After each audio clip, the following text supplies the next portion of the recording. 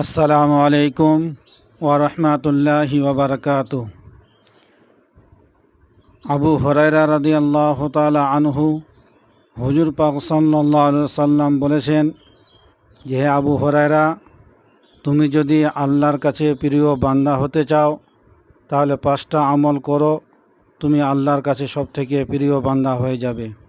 1 নম্বর হচ্ছে সব ধরনের গুনাহ থেকে তুমি বেঁচে থাকো।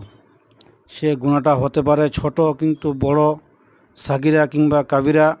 তুমি সব ধরনের গুনাহ থেকে বেঁচে থাকো, তুমি আল্লাহর কাছে প্রিয় বান্দা হয়ে যাবে।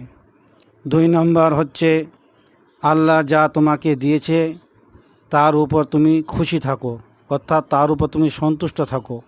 তুমি উপরতলার দিকে তাকাতে যেও না, তোমাকে আল্লাহ যেটাই দিয়েছে তার উপর তুমি সন্তুষ্ট থাকো, তুমি আল্লাহর কাছে প্রিয় বান্দা হয়ে যাবে। 3 নম্বর হচ্ছে তুমি যা পছন্দ করো অপরের জন্য তাই পছন্দ করো।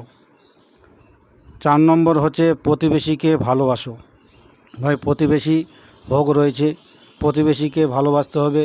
সে প্রতিবেশী হোক না বিধর্মী, হোক না আরও অন্য ধর্ম অবলম্বী, সব প্রতিবেশীকে, আপনার বাড়ির পাশে যে প্রতিবেশী রয়েছে তাকে ভালোবাসো, আল্লাহর কাছে তুমি প্রিয় বান্দা হয়ে যাবে। 5 নম্বর হচ্ছে কম হাসো বেশি কাঁদো।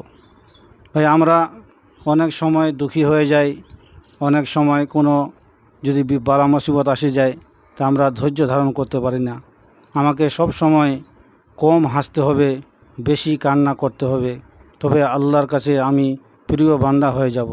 ভাই, এই 5টা আমল যদি আমরা করতে পারি তাহলে হযরত আবু হুরায়রা রাদিয়াল্লাহু তাআলা আনহু বলছেন যে, হুজুর পাক সাল্লাল্লাহু আলাইহি ওয়াসাল্লাম বলছেন, তুমি যদি এই 5টা আমল করতে পারো তুমি আল্লাহর কাছে সবথেকে প্রিয় বান্দা হয়ে যাবে। তাই ভাই, আমরা সকলেই চেষ্টা করব এই 5টা আমল করার।